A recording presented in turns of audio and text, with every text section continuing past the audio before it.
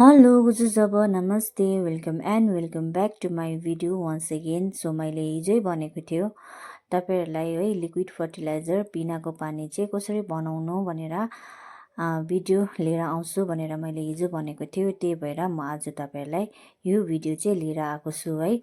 So अब कसरी तयार पार्नु यो फर्टिलाइजर है लिक्विड फर्टिलाइजरले, तपाईँहरू एन्डसम्म भिडियो स्किप नगरिकन हेरिदिनुहोस् होला। त्यहाँदेखि मात्रै तपाईँहरूलाई बुझ्ने छ, नभए चाहिँ स्किप गऱ्यो भने तपाईँहरूले बुझ्दैन कसरी चाहिँ लिक्विड फर्टिलाइजर तयार हुन्छ भनेर है। अब चाहिँ म देखाउने छु ल। सो अब चाहिँ म देखाउने छु। फर्स्ट स्टेप चाहिँ पिना लिएर आएको छु। यो चाहिँ हो पिना, सबैले चिन्छ है। यो पिनाले यहाँनिर पानीमा लाउँदैछु म चाहिँ है। मैले 2 मुठी पिना मात्रै लिएर आएको छु, किनकि मेरो चाहिँ अहिले यति बेसी प्लान छैन, कम्ती छ। त्यही कारणले 2 मुठी पिनालाई चाहिँ यहाँनिर पानीमा अब हाल्दैछु है। भिजाएर राख्नु अगाडि चाहिँ मजाले यसरी मिक्स गर्नुपर्छ है। हामीले चलाउनुपर्छ, चलाएर चाहिँ माथिबाट छोपेर राख्नुपर्छ। यसरी मजाले छोपेर चाहिँ राख्नुपर्छ है फर्स्ट डेको दिन।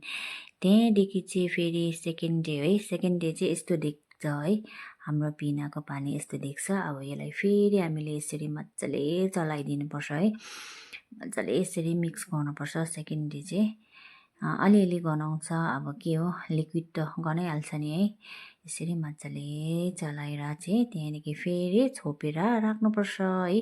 यो चाहिँ हो सेकेन्ड डे है, सेकेन्ड स्टेप है। थर्ड डेको दिन चाहिँ हाम्रो लिक्विड यस्तो देख्छ है। अब यसलाई चाहिँ मजाले यसरी चलाइदिनुपर्छ है, मिक्स गरिदिनुपर्छ हामीले।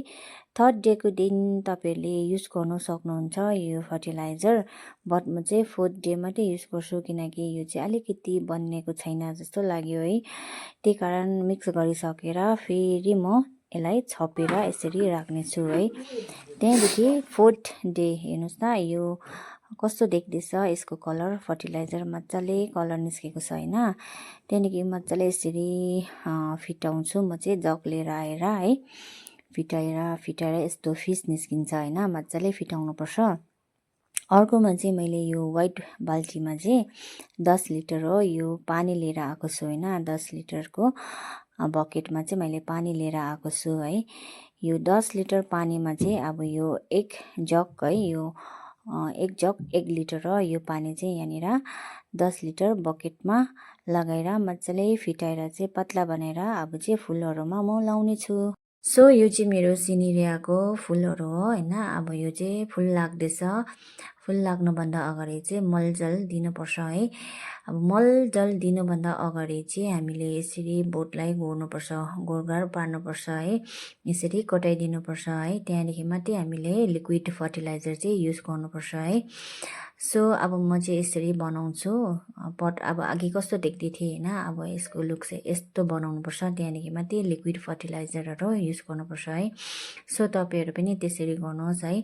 लिक्विड फर्टिलाइजर अब जस्तै पिनाको पानी मात्रै होइन, अरू लिक्विड फर्टिलाइजर तपाईँहरूले होइन अर्ग्यानिक अस्ति मैले बनाएको जस्तै ओनियन पिलको पनि दिनुभन्दा अगाडि यस्तै गर्नुपर्छ। तपाईँ जस्तै लिक्विड फर्टिलाइजर दियो त्यसको भन्दा अगाडि चाहिँ यसरी गोडगाड पार्नुपर्छ पटलाई है।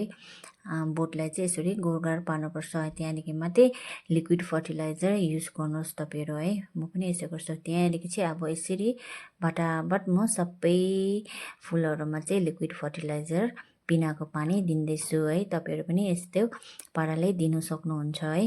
यही हो, पातमा नलागिकन चाहिँ दिनुपर्छ है। सो आजको लागि चाहिँ यति नै हो। Thank you so much for watching सबैजनालाई।